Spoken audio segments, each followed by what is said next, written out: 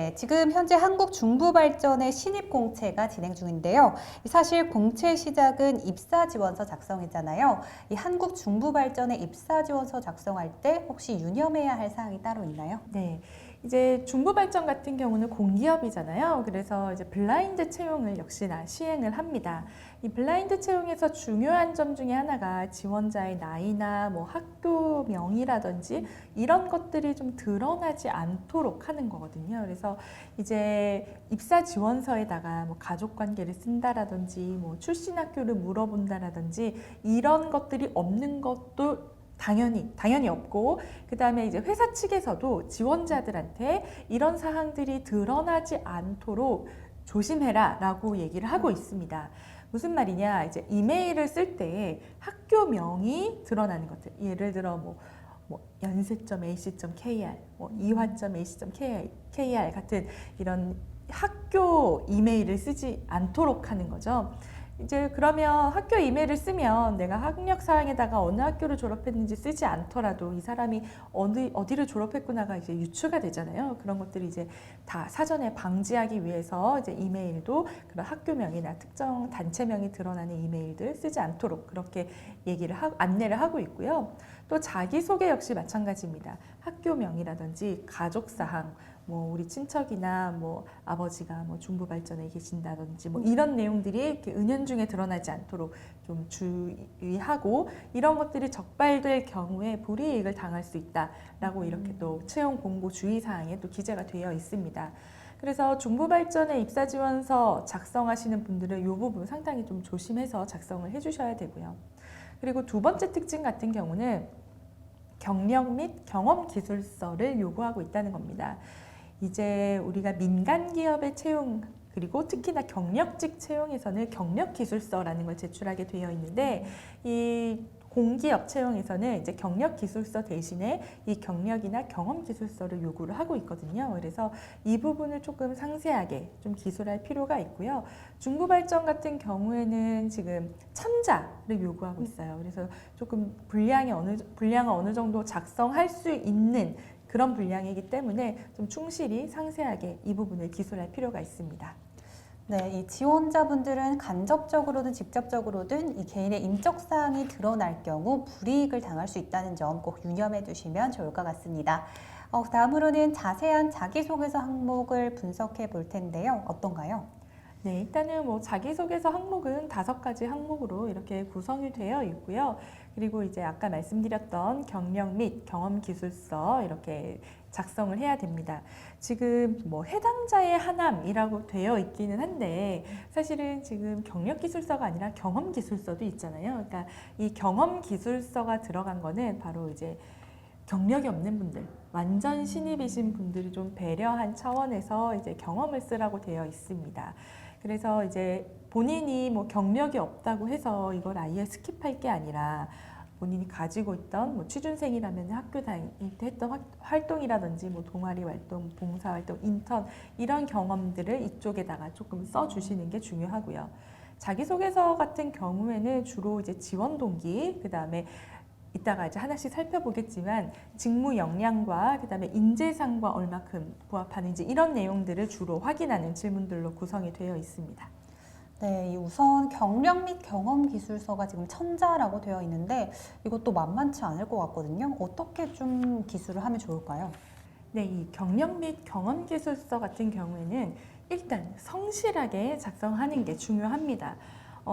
실제로 이 공기업의 어떤 채용의 평가위원으로 참여했던 분의 말씀에 의하면 이 부분을 뭐 한 줄 내지 2줄 뭐 이렇게 쓰고 끝내는 분들이 많다고 해요. 그러면 예를 들어서 뭐 마케팅, 수행 뭐 이렇게 썼는데 자기가 지원한 직무가 마케팅이에요. 그래서 마케팅은 알겠는데 무슨 일을 했는지 모르니까 점수를 못 준다는 거예요. 그러니까 구체적으로 본인이 어떤 일을 했는지, 그리고 어떤 경험을 가지고 있는지를 좀 상세하게 적어 주어야 이걸 보는 사람이 이 사람이 이 직무와 관련된 일을 어느 정도 했구나를 명확하게 알 수가 있잖아요. 그래서 평가에서 좀 좋은 그런 점수를 받을 수 있다고 하거든요. 그래서 이 부분은 꼭 성실하게 작성을 해주셔야 되고요. 또 중요한 거는 기재한 내용으로만 평가가 된다는 겁니다. 이제 이 평가위원이 보고 이 사람이 이 정도 적었으면은 이런 일도 해봤겠지라고 임의로 어떤 판단을 하는 게 아니라 기재한 내용 그대로 평가를 하기 때문에 이제 본인이 보여줄 수 있는 것들은 좀 최대한 보여주는 게 좀 좋은 점수를 받을 수 있는 그런 팁이 되고요. 또 하나는 이제 직무와의 연관성, 직무 일치. 그러니까 지원하는 직무와 그다음에 내가 지금 가지고 있는 경력이 얼마만큼 일치하는가도 중요하지만 업무 능력을 키우기 위해서 어떤 노력을 기울였는지 이것도 매우 중요하게 본다고 하거든요. 그래서 이것들도 이런 부분들도 좀 드러나도록 작성을 해주는 게 중요합니다. 그리고 마지막으로 이 부분에서도 학교명이나 가족사항 같은 것들이 나타나지 않도록 좀 각별하게 유의를 하셔야 됩니다. 특히 이제 동아리 같은 경우에 예를 들어 뭐 내가 아카라카 활동을 했다라고 쓰면 이제 아카라카 하면 이제 연대 응원단이라는 걸 이제 많은 분들이 아시기 때문에 이 동아리 이름 자체만으로도 학교가 유추되는 그런 상황이 생길 수 있거든요. 그러면 본인도 의도치 않게 좀 불이익을 당할 수가 있습니다. 그래서 반드시 특히 동아리 활동을 기재할 때에는 학교명이 유추되지 않고 아카라카라는 이름 대신에 내가 응원단 활동을 했다 이런 식으로 조금 학교를 알 수 없도록 좀 조심해서 작성을 해주시는 게 매우 중요합니다. 네, 이 경력 및 경험 기술서 부분을 한두 줄로 끝낼 게 아니라 좀 성실하게 작성하는 게 중요하다고 말씀을 해주셨는데 그러면 청자라고 돼 있는데 보통 몇 자 정도 채우는 게 좋을까요? 사실 이제 맥스는 정해져 있는데 미니멈은 정해져 있지 않으니까 조금 이렇게 힘들어하시는 분들이 있어요. 어느 정도까지. 근데 대략적으로 추천드리는 거는 최소 70%, 정말 쓸말이 없을 경우에는 70%, 그리고 그래도 한 80, 안정적으로는 한 80% 이상은 작성을 해주시는 게 좀 좋겠습니다. 네, 그러면 첨자 중에서 800자 이상 정도는 채워주시는 게 좋을 것 같습니다. 그러면 자소서 항목 1번부터 살펴보도록 하겠습니다. 네, 1번 자소서 항목은요. 중부 발전 및 지원 분야에 관심을 가지게 된 계기는 무엇이며 이를 위해 그동안 어떤 노력을 했는지 기술해 주십시오입니다. 바로 이제 많이 보신 분들이 이제 아실 거예요. 바로 지원 동기를 물어보고 또 직무 역량 또 함께 물어보는 질문이라는 것을 이제 아실 텐데 자, 그러면 이제 지원 동기는 이제 어떻게 써야 하느냐 이제 이런 것들이 좀 고민이실 텐데 일단은 지원 동기를 작성을 하실 때에는 내가 왜 이 회사에 지원을 하는가에 몰두하기보다는 이 지원 동기가 물어보는 의도, 지원 동기를 물어보는 의도를 먼저 파악하는 게 중요합니다. 이 지원 동기를 물어보는 의도는 우리 회사에 정말로 관심이 있습니까? 정말로 중부 발전에 입사하고 싶습니까? 이런 것들을 물어보는 겁니다. 그렇기 때문에 여기에 대해서 당연히 지금 우리는 지원자의 입장이잖아요. 지원자의 입장이니까 당연히 나는 너무너무 가고 싶습니다. 라고 이렇게 얘기를 해야 되는데 주장만 할 수는 없잖아요. 거기에 대한 이제 근거가 필요하겠죠. 그러면 내가 정말 이 중부 발전에 가고 싶은데 나는 이러한 준비된 사람입니다. 그러니까 내가 중부 발전에 가면 굉장히 도움이 될 것입니다. 라는 이런 그 흐름을 가지고 작성을 하셔야 됩니다. 근데 이 지원 동기를 쓰실 때는 지원하는 직무 그리고 산업에 대한 분석이 먼저 진행이 되어야 됩니다. 그래야 내가 이 직무가 무슨 일을 하는지 그리고 이 회사가 무슨 일을 하는지 알아야만 내가 어떤 지금까지 쌓아왔던 경험들 중에서 어떤 것들이 어필이 되는지 이런 것들이 좀 매칭을 시켜 나갈 수가 있잖아요. 그러니까 지원하는 그런 회사 그리고 직무에 대한 분석을 선행을 하고 그리고 그것을 어필할 수 있는 거기에 필요한 능력들을 내가 가지고 있음을 어필하는 것들 무엇을 어필할 것인지를 골라내는 게 매우 중요합니다. 자, 그래서 여기까지 이제 분석을 끝내고 나시면 이제 작성을 정말로 해야 되잖아요. 이때는 자, 중부 발전에 내가 지원하는 이 직무에는 이러한 역량들이 필요하다. 내가 분석했잖아요. 그거는 확인을 했을 테니까. 그리고 나는 그런 역량들을 갖추었다. 내가 이렇게 말을 하는 이유는 내가 이렇게 주장하는 이유는 내가 이런 활동들을 했고 이런 경험들을 갖추었기 때문이다. 라는 식의 이런 구조를 가지고 가야 합니다.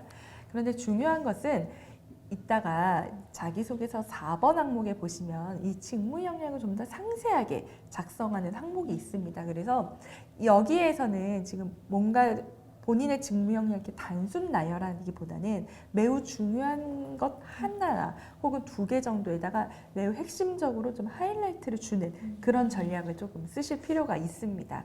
게다가 여기는 500자밖에 되지 않아요. 그래서 뭔가를 이 나의 직무 역량을 다 나열하기에는 굉장히 칸이 부족하거든요. 그래서 조금 핵심적인 부분만 선별해서 보여줄 필요가 있고요.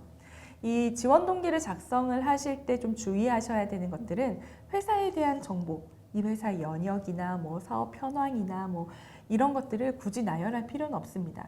그리고 회사에 대한 과도한 칭찬, 너무 훌륭한 회사라든지 정말 우리나라의 발전에 크게 기여하는 회사라든지 이런 내용들은 굳이 하실 필요가 없습니다. 왜냐하면 자소서는 나를 증명하는 거예요. 내가 이 회사에 어울리는 사람이다. 나는 입사할 만한 자격과 역량을 갖추었다라는 걸 증명하는 글이거든요. 그렇게 증명하기에도 바쁜데 굳이 회사 얘기를 쓸 필요는 없고 또 이런 회사에 대한 정보들은 내가 아니라 회사가 훨씬 더 잘 알고 있습니다.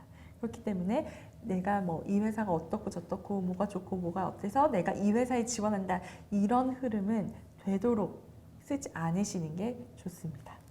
네, 1번 질문의 경우 지원 동기와 직무 역량을 함께 묻는 질문이었는데요. 여기서는 특별히 이제 강조하고 싶은 자신의 강점이나 역량을 기술해 주시면 좋을 것 같습니다. 다음 2번 질문은 어떤가요? 네, 이번 질문부터는 이제 인재상과 부합하는 사람인가를 물어보는 그런 항목들이 시작이 됩니다.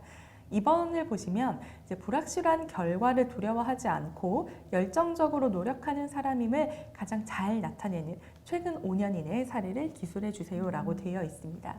자, 밑에 이제 그림을 보시면 제가 이 중부발전의 인재상을 이제 좀 캡처를 좀 해왔습니다. 보시면 그 꿈을 향한 도전이라는 항목이 처음으로 딱 등장을 합니다. 그러니까 변화를 두려워하지 않고 창조적 사고와 열정으로 가능성을 현실화한다라고 이렇게 뭔가 무슨 내용인지는 알겠는데 그렇다고 좀 구체적으로 말하자니 조금 애매한 그런 내용들이 있죠. 이거를 좀 이 꿈을 향한 도전과 이 세부 내용을 조금 좀 쪼개보면 일단은 자신감과 노력이라고 볼 수가 있습니다. 자, 자신감은 뭐냐? 자, 변화를 두려워하지 않는다 그랬어요. 그러니까 내가 어떤 원하는 것, 내가 목표하는 바를 나 스스로 반드시 이룰 수 있다라는 어떤 신념과 확신이 아주 강한 그런 것들을 얘기를 하는 겁니다. 그래서 만약에 변화를 두려워하거나 이러면은 도전을 하지 못하겠죠. 자신감이 없으면 도전을 할 수 없는 거예요. 그래서 여기에는 되게 자신감이 기본이 되어야 됩니다. 그래서 이런 신념과 확신에 차서 그런 확신 위에서 어떤 리스크가 큰 과제에 도전했던 이런 경험들을 좀 언급해 주시는 게 좋습니다. 그리고 이제 제가 자신감과 노력이라고 했잖아요. 이 자신감만 있고 그것을 달성하기 위해 어떠한 행동도 하지 않으면 그건 그냥 자신감으로 끝나버리는 거예요. 성취할 수가 없는 거죠. 그래서 이 자신감과 목표를 달성하기 위해 좀 끊임없이 끈기 있게 추진하고 노력하는 그런 자세들이 같이 이 항목에 드러나야 됩니다. 자, 그래서 여기서는 어떤 실패에 대해서 미리 걱정하지 않는 모습들이 보여야 되고요.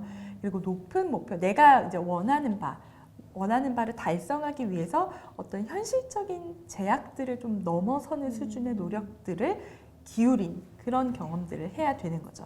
그리고 중요한 것, 여기서 또 한 가지 포인트는 창조적인 사고와 열정이라고 되어 있어요. 그러니까 목표를 달성하기 위해서 그냥 막연하게 노력을 하는 게 아니라 새로운 방법, 새로운 아이디어를 활용했던 것들이 들어가야 됩니다. 그러니까 몇 시간 동안 누가 주어진 방법으로 뭐 하루 종일 뭐 1년 내내 공부했다. 뭐 이런 거에 아니라 내가 무엇인가를 달성하기 위해서 남들이 하지 않았던 새로운 방법을 시도했던 그런 것들이 들어가야 되는 거죠. 그래서 이제 정리를 좀 해보자면 이제 자신감을 가지고 좀 어려운 도전, 어려운 목표, 어려운 과제를 남들이 실행하지 않는 새로운 방법으로 수행했던 그런 경험들을 쓰셔야 되고 당연하게도 여기도 이제 성공했던 사례를 써주셔야 됩니다. 이제 열정적으로 노력하는 사람임을 가장 나타내는 최근 5년 이내 사례라고 되어 있어요. 이렇게 되어 있으면 간혹 실패했으면 어떡해요? 내가 노력은 했는데 결과가 안 좋을 수도 있잖아요. 그런데 자기소개서는 증명하는 글이라고 했잖아요. 내가 그것을 실패를 했으면 내가 증명하지 못한 거예요. 그렇기 때문에 꼭 되도록이면 성공한 사례를 쓰셔서 내가 이러한 어떤 도전 정신, 노력하는 자세, 새로운 아이디어를 추구하고 새로운 방법을 추구하는 사람이라는 것을 증명해낼 수 있는 그런 사례를 쓰시는 게 좋습니다. 다만 이제 마지막으로 좀 주의하셔야 될 것은 다른 사람에 의해서 제시된 목표는 조금 부적합합니다.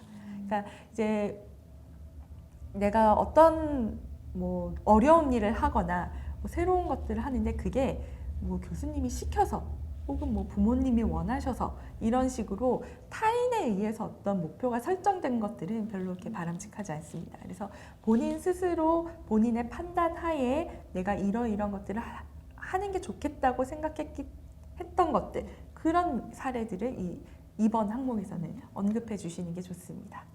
네, 이번 질문 같은 경우 자신감을 바탕으로 노력했던 사례 중에 이제 능동적으로 본인이 목표를 설정했던 사례 또는 성공했던 사례에 대해서 고민을 해보시면 좋을 것 같습니다.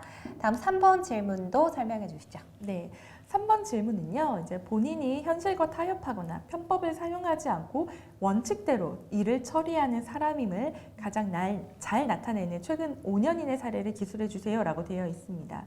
여기도 이제 인재상과 부합이 됩니다. 이제 인재상 보시면 흔들리지 않는 정도, 그리고 현실과 타협하지 않는 두터운 신념으로 올바른 길을 걸어갑니다. 라고 이렇게 되어 있습니다.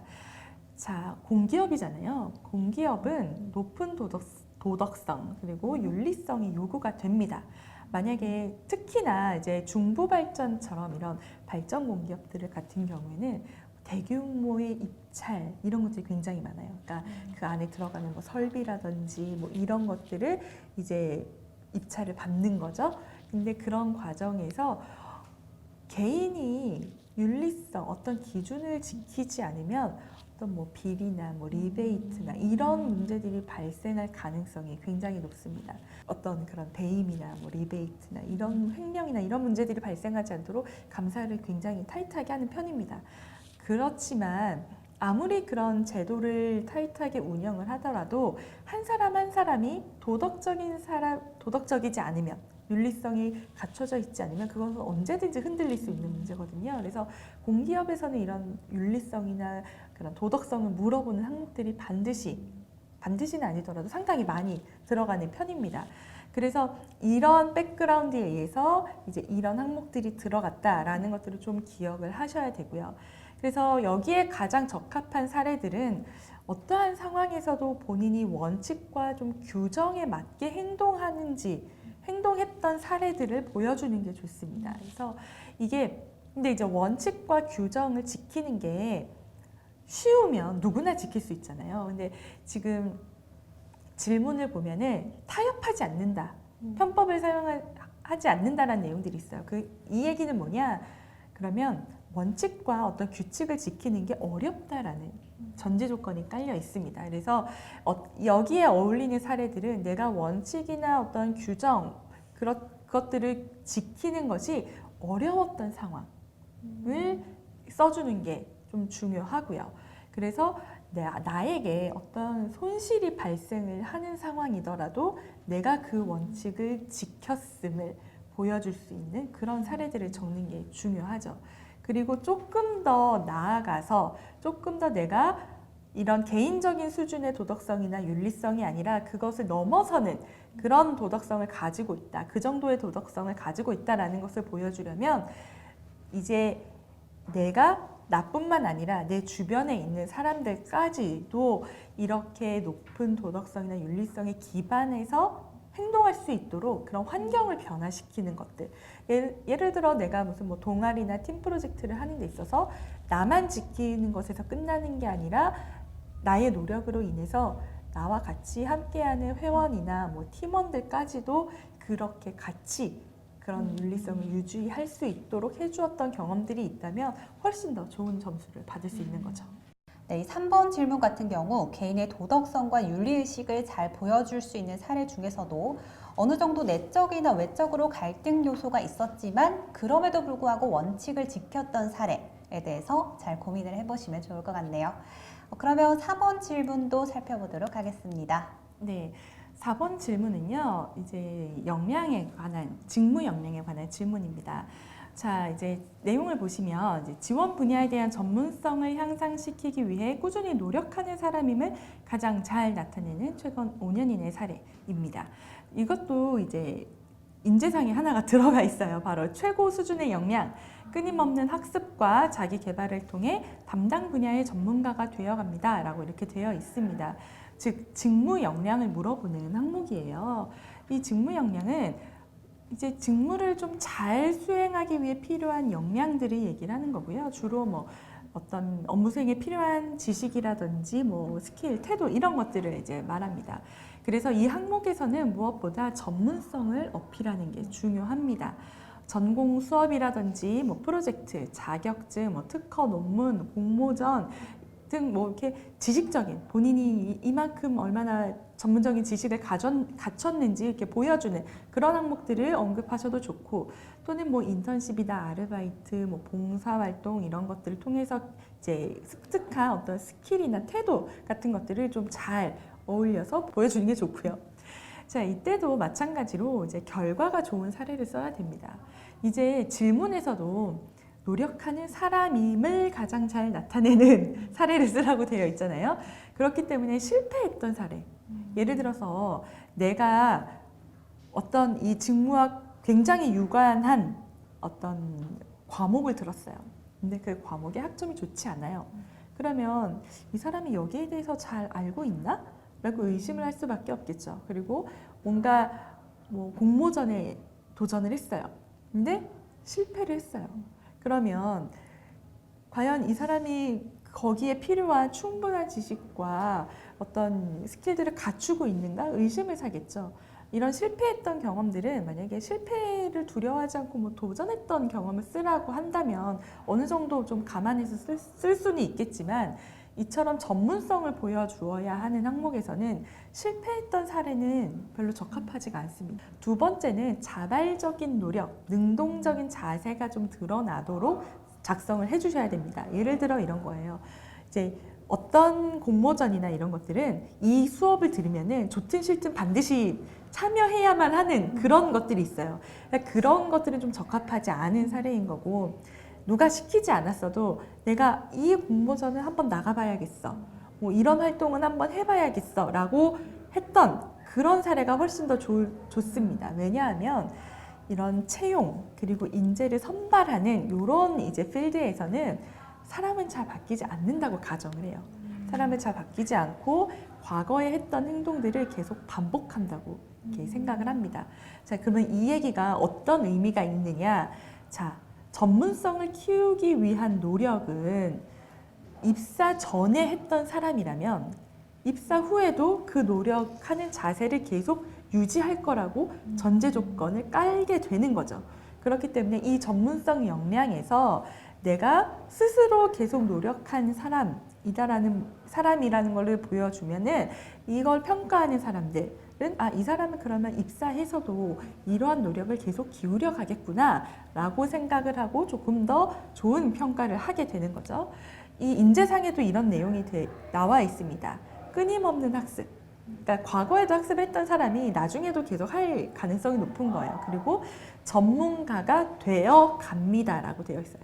현재 진행형으로 표현이 되어 있죠. 그러니까 전문가로 완성된 사람을 뽑겠다는 게 아니라 전문가로 계속 성장을 이어가는 사람을 뽑겠다라는 의미가 담겨 있는 거예요. 그래서 내가 단순히 얼마큼 높은 수준의 지식과 기술을 가지고 있는지 이걸 보여주는 것뿐만 아니라 내가 자발적인 노력, 능동적인 태도를 가지고 계속 임하고 있음을 이 항목에서는 두 개를 같이 보여주어야 합니다. 네, 이 4번 질문 같은 경우는 입사 후에 앞으로 어떻게 전문성을 키워갈지 유추하기 위한 질문으로 보여지고요. 웬만하면 결과가 좋은 사례들, 또 자발적인 노력과 능동적인 자세가 드러난 사례들로 잘 채워보시면 좋을 것 같습니다. 자, 이제 벌써 마지막 질문인데요. 5번째 질문도 설명해 주시죠. 네, 마지막 5번 질문은요. 지원자 본인이 자신의 소속 집단뿐만 아니라 주변 사람, 집단까지 고려하고 배려하는 사람임을 가장 잘 나타내는 최근 5년 이내의 사례를 기술해 주세요입니다. 자, 이 질문 역시도 인재상과의 부합 여부를 알아보기 위한 질문입니다. 자, 인재상에 보시면 마지막으로 더불어 살아가는 상생, 상호 간의 신뢰를 바탕으로 공생 발전을 선도합니다. 이런 내용들이 있습니다. 자, 여기서는 그러면 일단은 뭐 배려하는 것까지 써야 된다라는 건 이제 잘 알겠죠. 그런데 이제 단순히 배려해서 끝나는 게 아니라 주변을 배려하고 좀 문제를 배려함으로써 이제 문제를 해결하거나 아니면 좀 더 나은 결과를 도출했던 사례를 쓰는 겁니다. 그래서 그냥 배려했습니다. 라고 끝나는 게 아니라 이제 그에 따른 결과, 좀 더 나은 결과가 같이 있는 그런 사례를 써주는 게 좋은 거죠. 그래서 이제 배려라고 할 때 그러면 우리가 어떤 포인트를 좀 어디에다 포인트를 맞춰야 하느냐라고 한다면 이제 다른 사람이나 혹은 다른 집단의 어떤 생각이라든지 감정 이런 것들을 좀 정확히 이해하는 거 이건 기본이겠죠. 그래야 이제 배려를 할 수 있으니까요. 근데 더 나아가서는 표현하지 않은 의도, 표현하지 않은 감정 이런 것들까지도 미리 알아서 짐작을 해주는 거죠.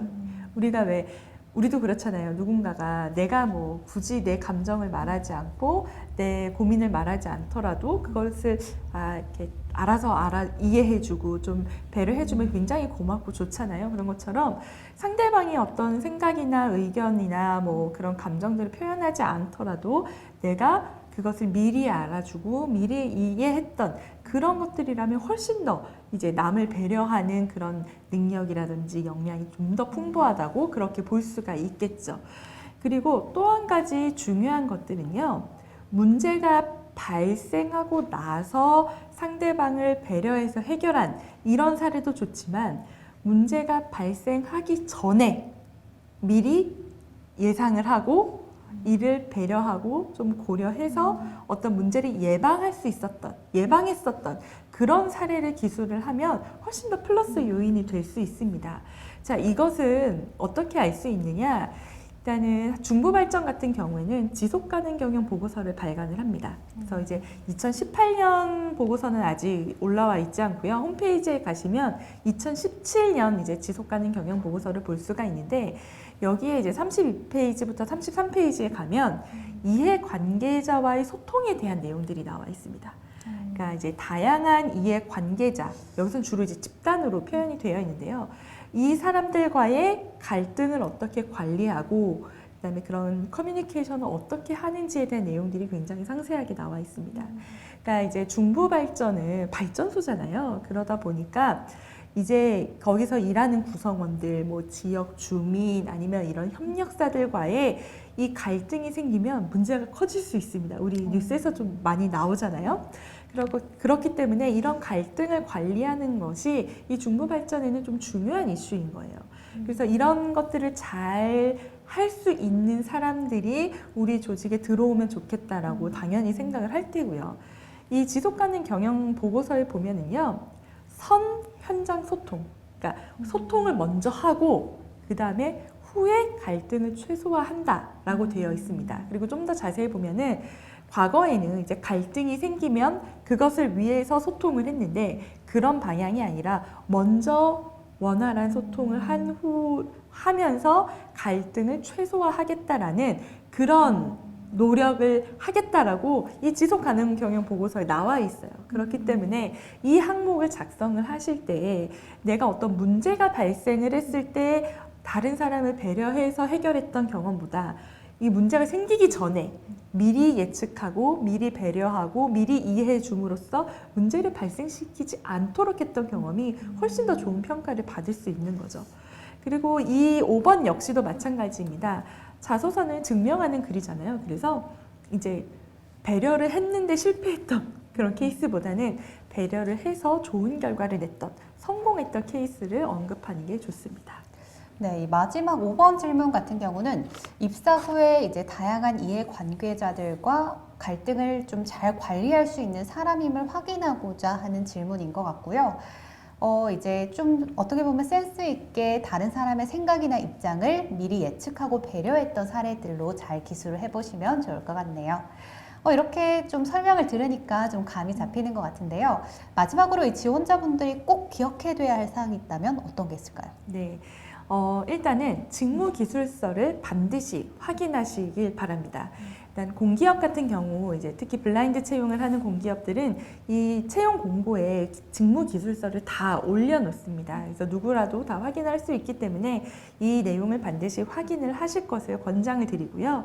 이렇게 권장 드리는 이유는 일단은 그 직무기술서를 보면 지원 직무의 업무 내용 그리고 뭐 필요한 지식, 기술, 태도, 뭐 직업 기초 능력 이런 것들을 다 확인할 수가 있습니다. 그러니까 회사가 요구하는 바들이 다 아주 명확하게 명시가 되어 있는 거죠. 그렇기 때문에 본인이 갖고 있는 경험들 중에서 이 업무 능력 혹은 직업 기초 능력 같은 회사가 요구하는 것에 얼마큼 부합하는지 매칭할 수 있는 것들, 어필할 수 있는 것들을 좀 선별해 내기가 쉽습니다. 그래서 이 내용 반드시 확인할 것을 이제 좀 추천을 드리고요. 그리고 두 번째로는 입사 지원서 그리고 면접 등에서 본인의 학교명 그리고 가족사항 같은 것들 드러나지 않도록 좀 각별히 유의를 하시고요. 아마 이제 여러 군데 입사 지원서를 이렇게 쓰다 보면은 이제 복사 붙여넣기를 하다 보면 나도 모르게 학교 이름 이런 것들이 좀 들어갈 수도 있거든요. 그러니까 한번 완성해 놓으시면은 반드시 이제 퇴고 그다음에 수정하는 절차를 꼭 거치셔서 이런 부분들이 좀 드러나지 않도록 그래서 좀 불이익 당하지 않도록 좀 주의를 하시는 게 필요합니다. 마지막으로는 이제 5번 항목에서 언급을 했던 지속 가능 경영 보고서를 읽어볼 것을 좀 추천을 드려요. 그러면 이제 현재 중부 발전이 좀 주요하게 생각하고 있는 좀 회사 차원에서 포커스를 맞추고 있는 이슈들이 어떤 것인지가 나와 있습니다.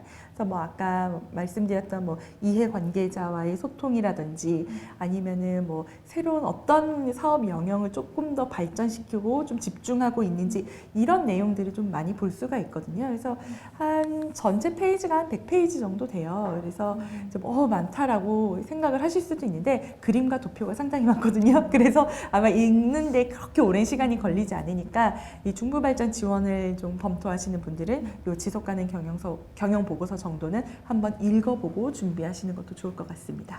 네, 오늘 마지막까지 이 꿀팁을 아낌없이 주셨는데요. 오늘 좋은 말씀 감사합니다. 감사합니다.